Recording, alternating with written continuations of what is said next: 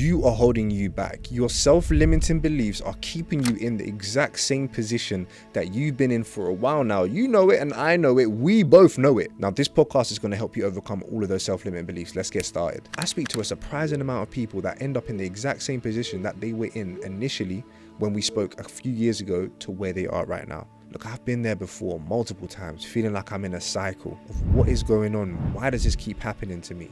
Like, why do I feel like I'm so stuck and I'm always in the same position? It's because of your self-limiting beliefs. And it was the same thing for me as well.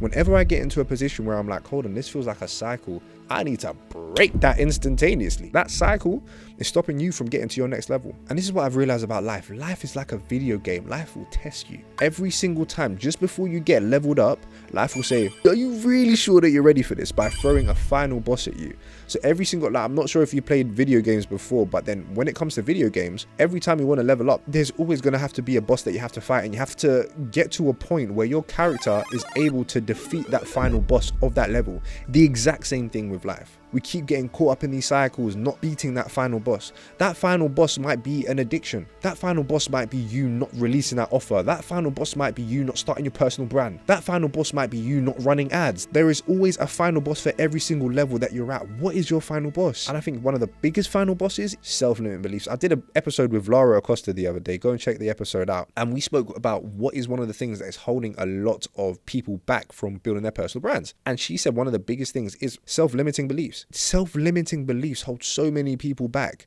from even taking the first step in whatever field that they're in. And let me even get the definition of what a self-limiting belief is, because I think that would be very helpful to see. A self-limiting belief is a thought or perception that holds you back from achieving your goals. They can be about yourself, others, or the world. Like, one thing I do is help people start their podcast, so increase their influence, impact, and income through podcasts, right? Entrepreneurs and such. And some of the self-limiting beliefs that I come across so frequently are, I don't think anyone wants to hear me, or what if I stutter, the market is too saturated. Let me tell you something about market saturation. The market is not too saturated, okay? The market will only be saturated if you're doing the same thing as the market. Why do you think I'm putting this podcast out? If the market was too saturated, I wouldn't be putting it out there. This is the thing. You have to replace every self-limiting belief with an uplifting belief, okay? Because you're thinking too much about thoughts that do not serve you. Thinking the market is too saturated, thinking you're not good enough, thinking that you're too old, thinking that you're too young, thinking you're too fat, thinking you're too skinny, thinking you're too black, thinking you're too white, thinking you're too Asian, thinking you're too... It is not serving you. Any thought that is not serving you, get rid of it now. It does not benefit you. But make sure that you are focusing on the thoughts that are going to serve you, because what you focus on, it expands. You will only turn into what you tune into. This is the perfect example. I started looking at BMW 2 Series Grand Coupes in grey, especially, right? Because I like that car and I like that color, okay? And I had never really seen these cars before, but guess what? Lo and behold, when I started to look for this car on Auto Trader, when I started to look at reviews for this car, I'm seeing the car here, I'm seeing the car there, I'm seeing the car on my road. I'm seeing the car when I come out of church, I'm seeing the car when I go to the studio, I see the car when I'm going uptown, I'm seeing the car when I'm on the train. I'm not even on the roads, but I'm seeing the car, right? Because whatever you focus on expands. If you're liking this podcast so far, make sure that you click subscribe and you click like so that you're aware when we do post again, and so that the message spreads out to other people like yourself. Look, we're trying to bless the world. We're trying to help people find their vitamin U. Help them do it too. Enjoy the rest of the episode. Speak soon. Now, how do we relate this back to the self-limiting beliefs that you're feeling? If you're focusing on these things like, oh, it's hard to make money, or I'm too skinny, or I'm too dumb, or I'm too fat, your mind will help you with these beliefs. Do you know that? Your mind will actually help you to believe these things that you are telling yourself. It's called cognitive bias. It's this neuropsychology or neuroscientific thing that I learned from one of my clients recently, right? Podcasting clients. And they were actually speaking about it on an episode. I can even input the episode here somewhere. But cognitive bias is essentially your mind. Say, for example, your name is Simon. Simon believes that it is hard to make money. Okay, so your mind will say, I'm going to do everything in my power to reaffirm this belief that Simon has, that it's hard to make money. Okay, so your mind will start to pick out all these different things, all these different pieces of evidence to back up your belief that you already have. Because your mind is just trying to help you. Your mind is just trying to help you at the end of the day, okay? So your mind will do everything in its power to back up those self-limiting beliefs that you have. It doesn't matter what kind of belief. It could be an uplifting belief. It could be a self-limiting belief. But your mind will do everything in its power to back up that belief. So for example, if you see a quote online saying, oh, only X amount of entrepreneurs are successful, and your mind will pick that out and say, this supports the belief, and you'll say, I knew it. And then you see, for example, your dad, he might say, the stock market is down. It's so hard to make money. Your brain will say, I knew it. And then you tell some of your friends, I have this idea for a business. And they're like, you want to start a business? Why don't you just focus on your job? Like, that's a guaranteed way of making money.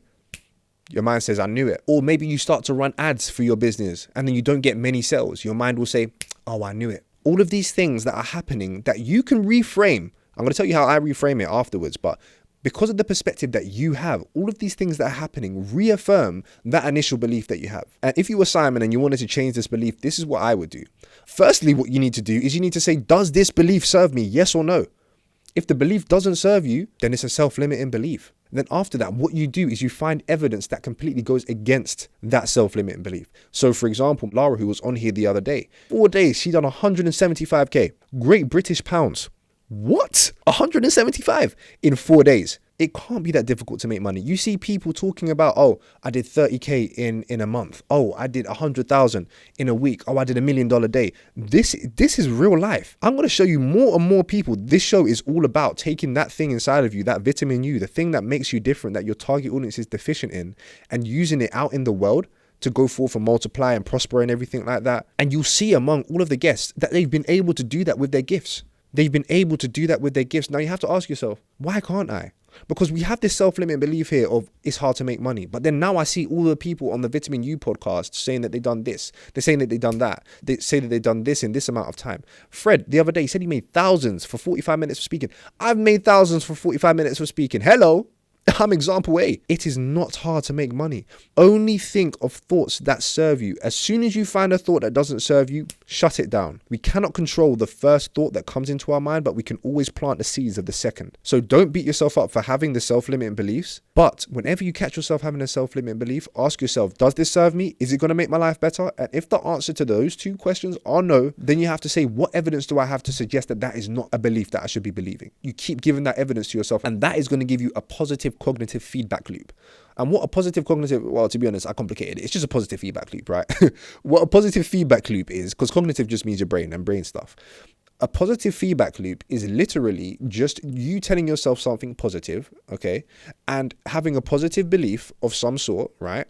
And then you getting evidence to support that belief, which means that the belief will become stronger, meaning that when you get even more evidence, it will become stronger and stronger and stronger and stronger. That is a positive feedback loop. So what you can do when you start to have those self-limiting beliefs, then you just replace that self-limiting belief with an uplifting belief, and it gives you that positive feedback loop, because every time you're having a self-limiting belief, you're replacing it.